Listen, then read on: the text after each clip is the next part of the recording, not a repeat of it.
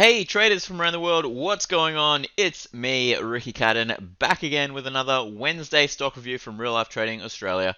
Hope you guys are doing absolutely amazing. We are halfway through September. Now guys, September's been a pretty crazy month. I did actually mention probably about a month ago that we were going to have a bit of a sell-off coming into September straight after earnings, and we did in fact get that. We are starting to continue lower. As you guys can see here on the SPY, we've had some very interesting gaps. Like for example, on this bearish day here, we had a following gap up the following day, and we just failed to go higher. The very next day, again, close here, open here, broke down lower, closed here, opened up here the following day, which was yesterday or last night, and closed lower. So I guess at this point, guys, the SPY is still in a current downtrend. If you take a look at the 30-minute chart, you really can see what's going on here. We are still creating the lower highs and the lower lows, just trending really nice and beautifully. In fact, we are in a bearish trade at the moment, which I'll speak about just shortly. But the SPY, guys, I do expect there to be a little bit of a retest, as we have had a few bearish candles in a row. A couple of these short sellers would most likely come back, come back up to possibly around the 447 level, back to this resistance and this gorgeous bullish candle back here, and then I would look to find some rejection yet again to the downside on the SPY. Here's the EMinis. Also, EMinis still getting this fantastic volume, guys. I mean, this bullish candle, you can see here, this phenomenal indecision candle. The very next day, bam, we got the high volume as well, and looking to close lower. Right now, we are just trading a little bit sideways. I do expect a little bit of a retest on the E-minis, but if we can come up to around about 44.75, which is this previous high here, I would expect a little bit of a reversal pattern to occur. Here's Pinterest. Now, Pinterest was their weekly options newsletter. Now, if you do not know what a weekly options newsletter is, here at Real Life Trading, we do give out directional plays that we are currently looking at getting into. They're an options play, and if you would like to be a part of Real Life Trading, hop on over to reallifetrading.com.au, and you can click on this live trading button and get subscribed. It's only $199 per month. Fantastic community to be a part of. But this was the options newsletter play that we did send out yesterday. So we did in fact get triggered in pretty much at the low of day just last night, and looking to take this one up to around 57.50. Not a really far away target. We have got until October 15th for this option to expire, but I do expect a little bit of a consolidation and then a little bit of a higher trade, and then I'd most likely expect us to roll back down on Pinterest. Here's Under Armour. Now, Under Armour, we did move our stop last night, which we will also be moving our stop as well. This was a bearish trade that we did get into in the swing trading floor. We did move our stop down a little bit lower, but we will be looking to lock in about 2.4 Rs on this trade. Absolutely phenomenal setup. You guys can see here, we did have our old stop above the highs here. We got triggered in on a retest, and then it kind of just retested and then rolled over, which is the exact analysis that I expected and spoke about in the trading room. So well done to all those real life traders who are in this particular trade.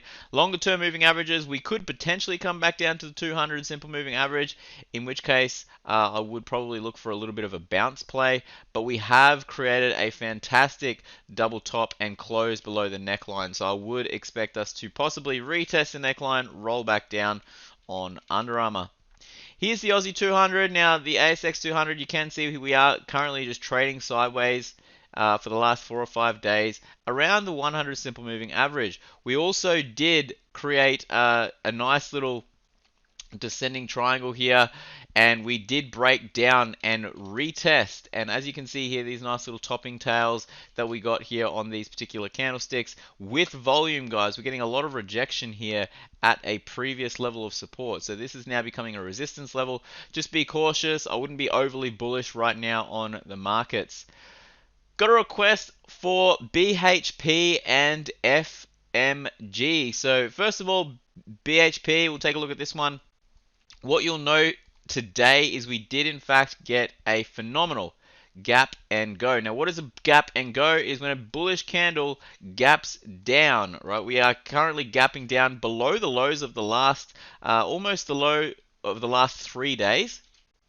Also gapping down below a very key level of support, which was $40.97. So we did in fact continue that little bit lower. If you take a look at the weekly chart, on the longer term moving averages, we could go a little bit lower on the we could go a little bit lower. As you guys can see here, we have got a nice little support level right here. If this level does break, I would most likely expect a continuation to around about 37.87, which, you know, most likely the 100 simple moving average would start to come into play over the next couple of weeks. So BHP could potentially go that little bit lower. Just keep in mind there isn't that much support in the way over the next couple of below this level. So over the next couple of weeks, I would probably expect a bearish play to the downside. But long term, guys, if you take a look at the trend is most definitely bullish. If you're looking at this as a investment, make sure you guys do mitigate your risk, and you know, you could potentially look at pyramiding into this trade with a nice little starter size, and then increase your position size as we start to get lower and lower your dollar cost average on these shares. So BHP looking good super long term, but most likely still bearish at the moment. Here is FMG. Now FMG, what you can see here is we did close below the 200 simple moving average back here. This was in my last review as well. We did come back up, retest the 200 as a resistance. Volume starting to drop off a little bit. But we are most likely going to cruise on back lower. $16.35 is a nice little level of support here. We've bounced off this level a number of times before, but if you take a look at the weekly chart, you'll notice that we could possibly get down to around 1532. This is the last key level of support. So most likely we are going to just trade sideways within a range once we get here. We are going to distribute. We have had a phenomenal bullish trend since 2019, with a massive price increase of almost 1,000%. So a lot of profit taking definitely coming into play, and I most definitely look at try to buying this one as low as possible if you are looking to get into FMG. So FMG possibly going to go lower as well. Crude oil actually looks like it's a little bit bullish. We most likely will come back up into this little red box up here. It's a nice little key level from previous price action back in June, July, and August. Then from here, I would expect us to probably get some rejection, come back down to around the 100 simple, and then cruise on up. Definitely feeling it at the Bowser. Fuel prices are definitely looking to skyrocket. So crude oil most likely going higher. Gold, here's gold finding a really nice level of support here. We tried to break lower, and as you can see here, we have this phenomenal support level down here around 1780.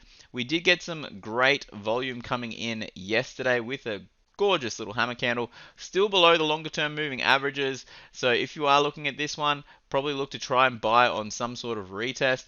But if we do come back up to this level, as you can see here, around the 1840 level, 1835 to 1840 level, we most likely would find a little bit of resistance. Above that, the next level of resistance is 1855, and from there I would look to take your profits. And last but not least is the Aussie dollar. I did mention we'll most likely come back down after this and then consolidate sideways. Aussie dollar is pretty much just slowly pulling back, having a little bit of a rest right now. It had a phenomenal bounce. Gorgeous little Morningstar reversal pattern, but Aussie dollar, guys, definitely looking to go sideways for the next couple of weeks. Alright guys, if you would like me to review any stocks in my next review, leave it in the comment section below.